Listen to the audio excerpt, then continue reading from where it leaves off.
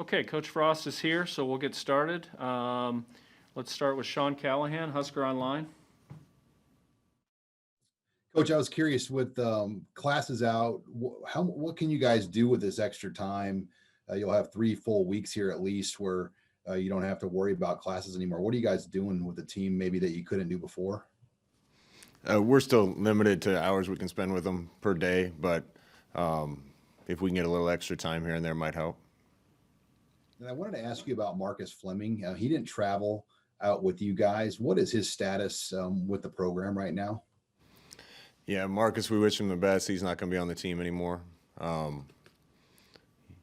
So we'll move on and feel good about that position where it is. Mitch Sherman, The Athletic. Hey, Scott. It was interesting to hear Adrian today talk a little bit about some of the challenges of coaching kids today and hear his thoughts on some of the conversations about players from your era when they're brought up, when you bring them up, when they come in. And I know that you brought some of those guys in to visit with the team at times, maybe not this year. But what's your thoughts on when those guys talk to your players or when you talk to your players about, times 20, 25 years ago? What are your thoughts about how much of that gets through, the message gets through, the stuff that those guys say and the way that they play the game gets through to players today? I don't know. We haven't had hardly anybody talk to the team all year. It's just been a strange year. It's been hard on our team. It's hard to complain because there's people out there losing businesses and losing salaries and fighting through COVID, and it's certainly affected us. I think it's affected some of our young players a little bit too. Getting on campus and seeing students everywhere and being able to go out in Lincoln and see Memorial Stadium full. That's certainly a benefit for us when we bring kids to Lincoln, and we haven't been able to do that. We haven't been able to have people come speak to the team. We didn't get to spend as much time around them this summer. But I think it's a different era. I think kids are a little different these days, but there's no reason you can't motivate them to be modeled after something that obviously worked for a long time. Thank you. Parker Gabriel, Lincoln Journal-Star. Hey Scott, when you went back and watched the film, did you find anything mechanical as it relates to Cam and the snapping? And I'm wondering, is there any, even in the short term, is there any consideration about maybe him playing a different position, or do you feel good about where he's at as a center going forward? No, we need to get it fixed. So we're gonna get as much help, as many ideas as we can to get it fixed. He's too good a player not to have on the field. He's too good a player to even consider moving him out of that role or moving him somewhere else. But we can't continue the way we're going. We did a study this week, and we've scored on our drives where we don't have a penalty, a bad snap, or a turnover. We've scored on over 90% of those drives, and we've just had far too many. The snaps last week hurt us. 4 or 5 of those, when you're only getting 63 plays in a game, is about 10% of your offensive snaps, and it puts us behind the 8 ball, puts us in 3rd and longs. Cam cares as much as anyone on the team, so he wants to get it fixed. And we'll do whatever we have to make sure that we're getting it better. Maybe this is too much of an X's and O's question, but what about his skill set in particular, makes him so valuable in the middle of an offense? He's smart, he's extremely athletic, and he's exceptionally explosive. He's still in some ways learning the position. He didn't play it until last season, but he's got the skill set to be really, really special at that position. Brian Christopherson, 24/7.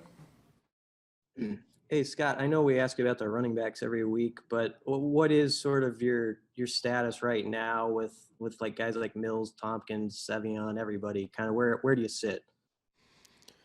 Savion won't be available. We're crossing our fingers for everybody else at this point. How did you feel Ramir did when he got some work there late? I thought he did really well. We've been waiting for Ramir to kind of attack everything. I thought he took advantage of his opportunities. It was good to see him get in the end zone. That's a position where all we have really available to us with Mills down is freshmen, and I think those guys have played pretty well considering their age and level of experience, and Coach Hell's done a good job. Sam McEwen, Omaha World Herald. Hey, with Mills, he's still on the team, right? Like he didn't opt out or anything like that. No, Mills just got nicked up, Sam.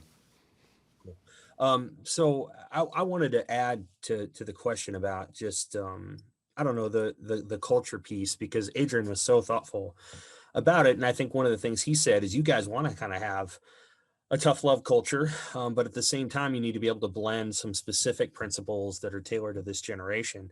I'm sure you've noticed that too. How challenging has that been for you guys to kind of build it that way? And are you as far along as you'd hoped you'd be in reaching some of those kids? I know you've had some players leave, 4 of them, I think, leave 5 maybe, leave the program here in the first, in 9 months since they arrived. So how do you feel like you guys are doing on that piece? And is it about evaluating players and getting the right guys and things like that? Yeah, I think that's a multiple faceted answer. Kids are a little different now. I don't think there's as much tough love for a lot of kids when they grow up.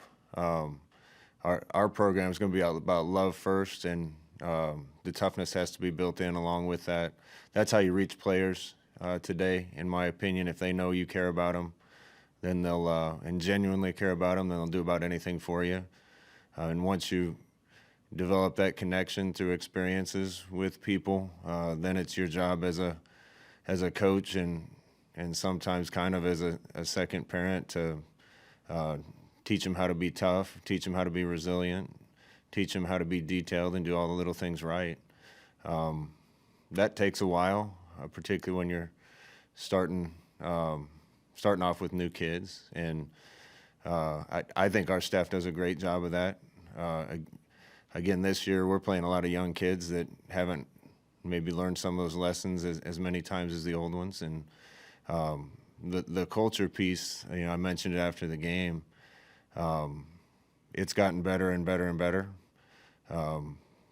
But it's still got to come from the locker room a little bit, and we're trying to train that, and hopefully we'll get some more time around the young guys. As far as departures and things like that, first of all, we have to make sure that we're recruiting the right kids, not just the right athletes. We have to make sure that we're going to recruit the type of kid that's going to flourish in Nebraska. And I think certain kids are going to come here and assimilate and love it. Maybe there's a few others that wouldn't. I went somewhere else and it didn't fit me, so that's not unusual.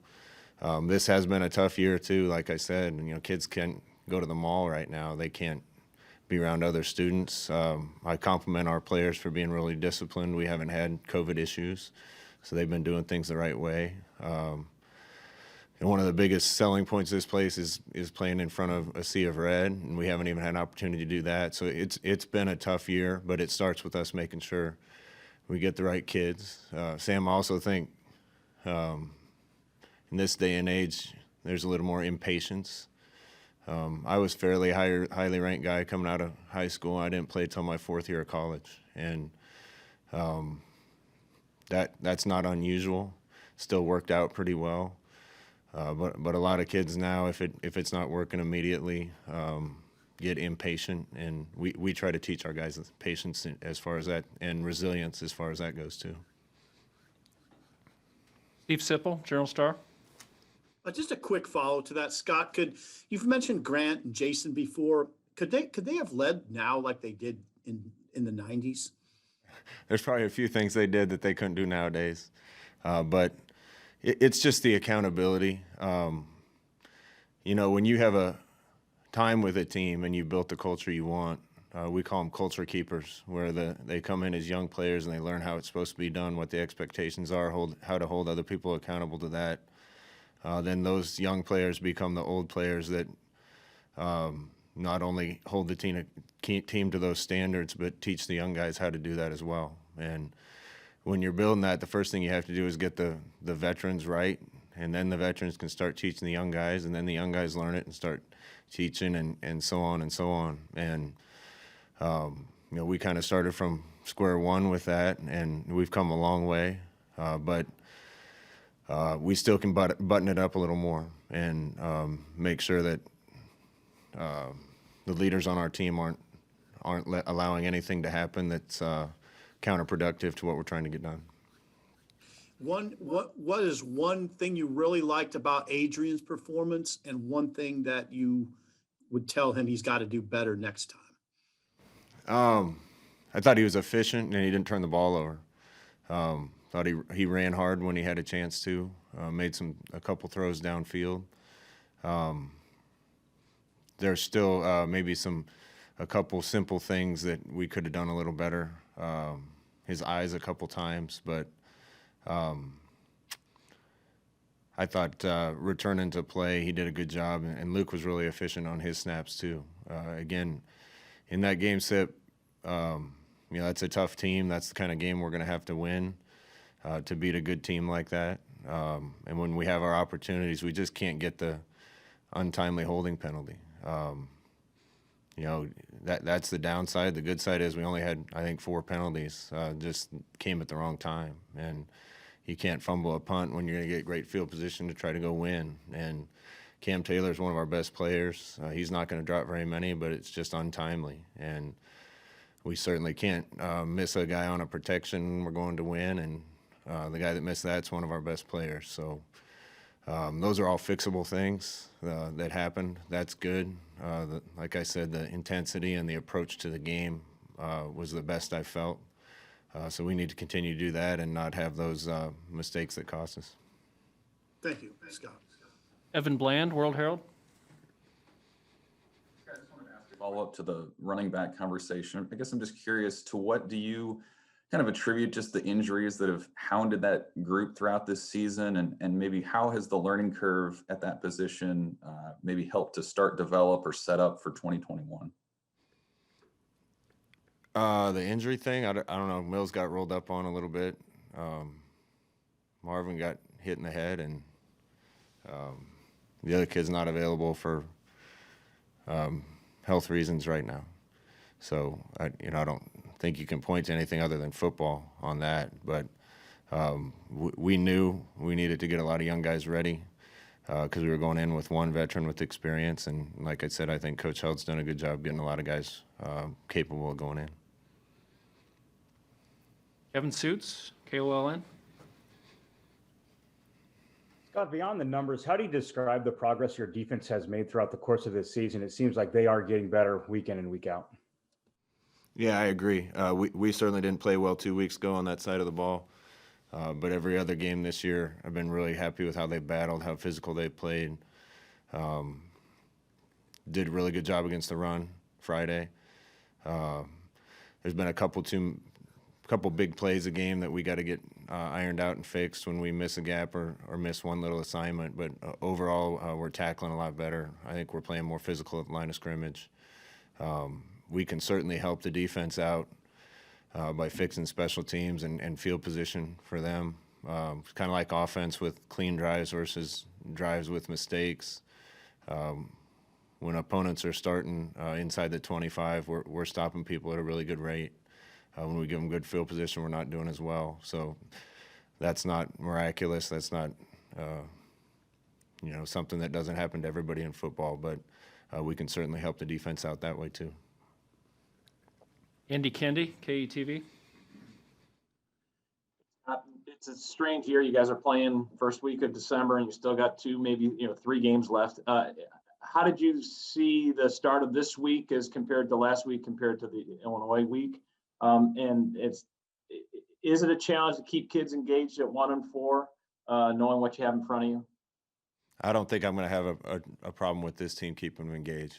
This team's hungry. This team approached last week really well, approached today really well. These guys want to get this right, and they're going to give us everything they have to get it right.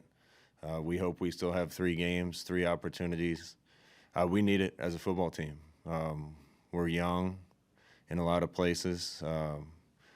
We didn't get bowl practice last year. We didn't get spring ball. We had a lot of non-padded practices, a ton of non-padded practices, but very few real fall camp type of practices. So we need opportunities to practice. We need opportunities to play games to really get the improvement we need. And you can feel it coming. You can feel the young talent and the veteran talent on our team. And I think the guys know that they're close and they want more opportunities. Get to 2 or 3 more here. Sam McEwen. Hey, Scott, did you think about calling a timeout at the end of the third quarter when Iowa let the clock run out and wanted to kick that field goal with the wind? Yeah, we talked about it, Sam, and I was kind of looking up, and the wind was swirling. I couldn't really tell which way was helping, which way it was hurting, and I asked our special teams guys, and we talked about it, but I also knew that I probably might need the timeouts in my back pocket in that game too. So we decided not to use it. As it turned out, I know that the last drive didn't work the way you hoped, but you did have a timeout left. As you think about just, how you guys strategized it, were you pleased with the fact that if you had needed that timeout, you would have had it since you had to score a touchdown? Yeah, I thought about using it on first down on the series before, waited and used it on second. That kept one in the pocket. We had plenty of time, so we were managing that. In fact, we had, I think, 1:30 left on that last play. So we actually had time to just run our offense. Hindsight's always 20/20, so you didn't know you're going to miss protection and have that happen, but certainly could have been able to run the ball at that point too and take a little pressure off our offensive line. So I think the time management worked well, and we gave ourselves an opportunity. We just didn't capitalize. Thank you. Offerson? Hey, Scott, how do you work the blend of, recruiting up to early signing day here while also playing games in sort of this unusual circumstance? And how do you feel about where you're at right now heading to the stretch of recruiting? Yeah, I feel good. I really like the group that we think we have coming in. I think it's going to be another addition, really strong addition, really strong in certain areas that we need help on the football team, and we got to keep piling these recruiting classes up. I think just because we weren't able to travel as much, the recruiting class can be a little more regional to our area, which I think could be a benefit. And we'll do everything we can to stay on top of that while we're trying to get a team ready to play. Even though you'd like a couple more wins, do you sense the recruits you're talking to see what you're seeing as far as the optimism about where things are trending? Yeah, when we talk to them, I think they see it until they read some of the articles that you guys write, and then they might. No, but if you watch our team, I love how hard we're playing. I love the talent we have on the team, and we've been so close. And our kids are tired of losing close games. So I think they're committed to doing whatever little things they have to do to make sure that we don't make the mistakes to beat ourselves in those games. Thank you. And finishing up, back to Parker Gabriel. Scott, I know there's not much, nothing you can control about what's going on at other schools, but there's more teams this week that have, issues with COVID than there have been at any point, I think, during the season, at least that we know about. Do you have extra motivation this week, or do you worry about having 3 more opportunities to play? And is that something that you talk to your guys about at all, that in a weird year, you don't even know if, this weekend or next weekend or whatever, may or may not happen? Yeah, I'm worried about the last 3 games. Absolutely. I was worried coming off Thanksgiving with guys going home and coming back, what would happen. Our guys have done a really good job with that. We just haven't had too many issues throughout the season. It's no secret that I think around here we wish we could have started on time and played a normal season, so maybe we had some chances to make up any games that we missed. But I do see it rise around the country, and that's a bigger deal than football. The health and safety of everyone is a bigger deal than football, and I certainly hope we don't lose any games, but I think it's a possibility. Like I said, I think our team needs needs games. We need practice. We need all those opportunities to continue to get better day by day. So we'll keep our fingers crossed that we're able to finish this thing. All right, thank you, guys. Thank you, Coach. Thank you.